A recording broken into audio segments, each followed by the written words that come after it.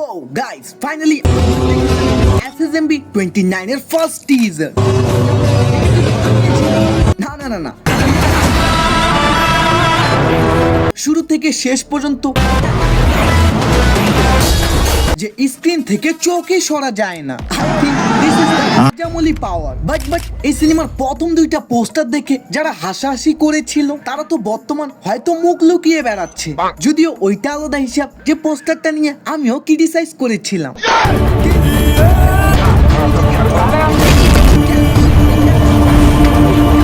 বিশ্বাস করবেন না, সামান্য এই টিজারটা দেখার জন্য পাবলিকরা পাগলের মতো হায়দ্রাবাদ ফিল্ম সিটিতে ঢুকেছে এবং যখন টিজারটা চালানো হয় জাস্ট আনবিলিভেবল ক্রেজ। যদি কথা বলি টিজারটা নিয়ে, প্রায় 3 মিনিট 41 সেকেন্ডের এই ভিডিওতে শুধুমাত্র 20 সেকেন্ড হয়তো মহেশ বাবুকে দেখানো হয়, আর বাকি 3 মিনিটের উপরে এই পুরো বারাণসী ওয়ার্ল্ডকে উপস্থাপনা করা হয়, তাও আবার ভিজুয়াল আকারে। তবে কিছু বাংলা সস্তা রিভিউয়াররা দেখতেছি এগুলোকে এআই দিয়ে তৈরি করা ফুটেজ বলতেছে।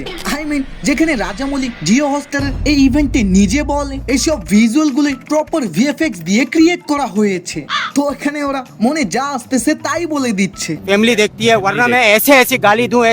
ওয়েল, টিজারের শুরুতেই আমাদের বারাণসী সিটিকে দেখানো হয় যেখানে কিছু সাধুরা যজ্ঞ করতেছে। তারপর 2027 সালে একটা অ্যাস্ট্রয়েড পৃথিবীর মধ্যে এসে পড়ে অ্যান্টার্কটিকার মধ্যে, যার নিচে আবার একটা বড় জাহাজ দেখানো হয় যা আই থিঙ্ক টাইটানিক হতে পারে। দেন আফ্রিকার এই ভিজুয়ালে অনেকগুলো জীবজন্তুকে দেখানো হয়, কিন্তু পিছনে দেখুন একজন মানুষ স্কাই ডাইভিং করতেছে। দেন আফ্রিকারই রাতের দৃশ্য দেখানো হয়। তারপর একটা গুফার ভিতরে মা কালীর একটা বিশাল মূর্তি দেখতে পাই যেটার মাথা নেই। এন্ড এগেইন এখানেও কিন্তু আমরা একজন মেয়েকে উপর থেকে নিচে পড়তে দেখতেছি। এরপর ডাইরেক্ট রামায়ণ কালে নিয়ে যায় যেখানে হনুমানজির পাওয়ারফুল গ্লিমস দেখানো হয়। সেই সাথে লর্ড রামকেও দেখতে পাই যিনি বানরদের একটা বড় টাওয়ার তৈরি করে কুম্ভকর্ণকে তীর দিয়ে মারে। এন্ড এই ট্রানজিশনটা ভাই আমি দেখে খুবই মজা পেয়েছি। আর হ্যাঁ, এর পরের সব ভিজুয়াল গুলো আবারও সেই বারাণসীতেই ফিরে আসে, মানে যেখান থেকে টিজারটা শুরু হয়েছিল আবারও সেই সেম লোকেশনে আসে শেষ করে।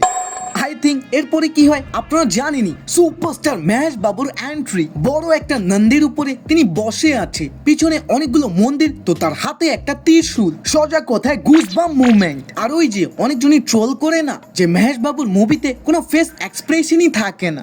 ভাই কারো যদি মহেশ বাবুর অভিনয় নিয়ে প্রশ্ন থাকে তাহলে তুমি লাস্টের এই সিনটা দেখো, শুধুমাত্র কয়েক সেকেন্ড যেভাবে তিনি বাঘের মতো গর্জন করে, জাস্ট অ্যামেজিং পারফরমেন্স। আর ওভারঅল যদি একটা রিভিউ দিই, ভাই আমার তো এটা খুবই সুন্দর লেগেছে এবং কথা দিচ্ছি আমি এই সিনেমাটাকে অবশ্যই থিয়েটারে গিয়েই দেখবো। তাই please hit the subscribe button right now. By.